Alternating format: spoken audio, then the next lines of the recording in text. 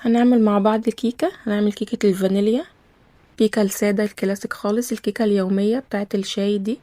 احنا طبعا هنعمل انواع كيكة كتير مع بعض، بس خلينا نبدأ بالكيكة العادية خالص. طبعا المقادير الجافة مع بعضها والمقادير السايلة مع بعضها. خلينا نبدأ بالمقادير الجافة الأول. ومقادير الكيكة سهلة وبسيطة خالص، وان شاء الله هتطلع ناجحة معاكم. انا معايا هنا كوبايتين دقيق، انا نخلاهم في البولة دي، لازم الدقيق يتنخل. المفروض كوبايتين ونص، انا نخلت كوبايتين وده النص خليته دقيق على نشا. هنخله برضو علشان الكيكة تطلع هشة وناجحة معانا. وباكت بيكنج باودر برضو هنخله. اي مقادير جافة بتتنخل عادي. من عوامل نجاح الكيكة اصلا نخل الدقيق. طبعا بعد ما نخلناهم كده نحط عليهم رشة ملح صغيرة خالص، وهنقلبهم تقليبة كويسة جدا مع بعض عشان المقادير كلها تدخل في بعضها كده.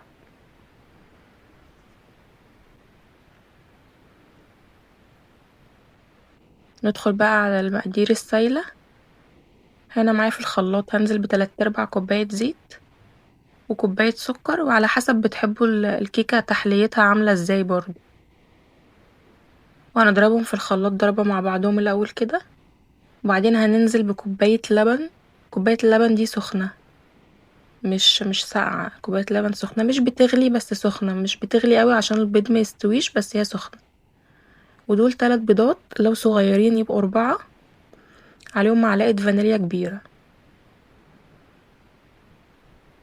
وهنضربهم بقى ضربة كويسة جدا جدا في الخلاط او في المضرب زي ما انتوا عاوزين، بس الخلاط كويس يعني.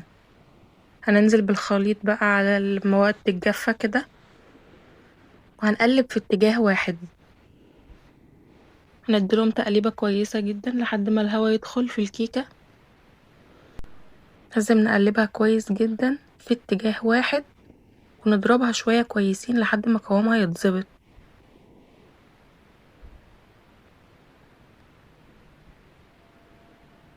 الكيكة لازم قوامها يبقى وسط، مش تقيلة علشان ما تبقاش معجنة، ومش خفيفة علشان مش هتبقى هشة وماسكة نفسها. لازم يبقى قوامها متماسك ومش تقيلة ومش خفيفة، بالنظر كده وبالإحساس بإيديك ان الكيكة متماسكة بس في نفس الوقت مش تقيلة قوي، لان لو تقيلة هتعجن في الفرن ومش هتبقى كويسة خالص.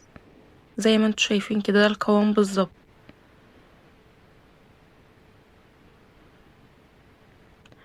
نجيب صينية، وافضل صينية طبعا للكيكات والفرن ألمونيا. هندهنها زيت. انا مش بعفر الصينية دقيق على فكرة، انا بدهنها بس دهنة كويسة قوي من الزيت. وبنزل بالكيكة.